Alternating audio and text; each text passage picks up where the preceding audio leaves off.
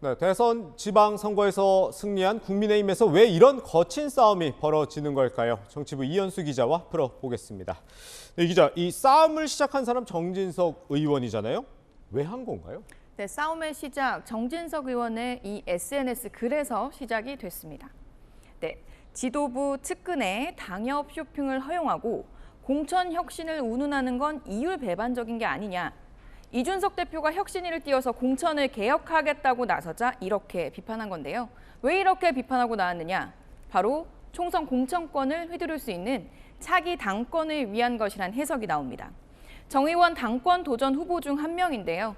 민감한 공천 이슈 공방에 뛰어들어 당내 자신의 존재감을 부각하고 이준석 대표를 견제하려는 게 아닌가 싶습니다.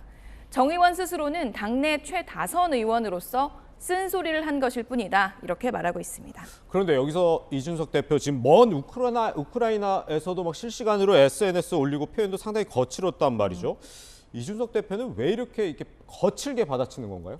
네, 이준석 대표가 한 말을 보면 이렇게 거친 싸움을 해서 뭘 지키겠다는 게 드러납니다. 발언을 보면요. 선거 다 승리했는데 내려오라니, 1년간 흔들더니 싸가지를 논하느냐, 자신의 대표 자리를 지키겠다는 건데요.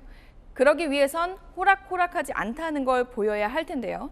이준석 대표도 정 의원처럼 자신의 존재감을 부각시키고 입지를 굳히는데 싸움만큼 좋은 소재는 없겠죠.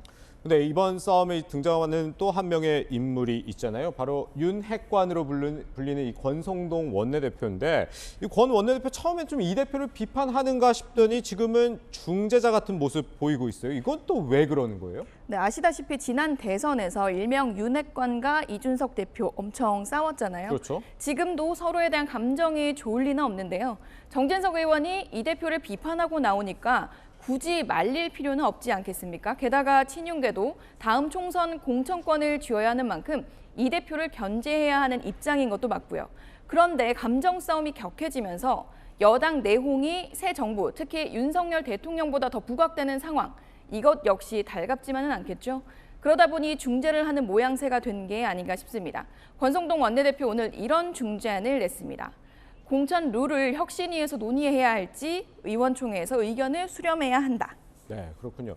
그런데 이 이준석 대표 임기 사실 1년이나 더 남아 있어요. 그런데 벌써부터 이런 싸움을 벌이는 이유도 참 궁금하거든요. 네, 이준석 대표가 서로 이렇게 눈치만 보고 있는 공천 주도권 싸움에 불을 붙였다는 분석이 나옵니다. 네.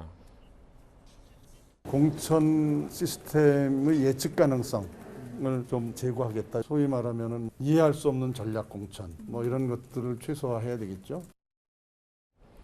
공천 권한이 없는 이준석 대표가 개혁이라는 명분 하에 다음 당대표가 공천을 좌지우지 못하게 대못질을 할 수 있다는 우려가 생기면서 당권 후보들 사이 싸움이 조기 점화된 것으로 볼 수 있습니다. 알겠습니다. 네, 왜 정치부 이현수 기자였습니다.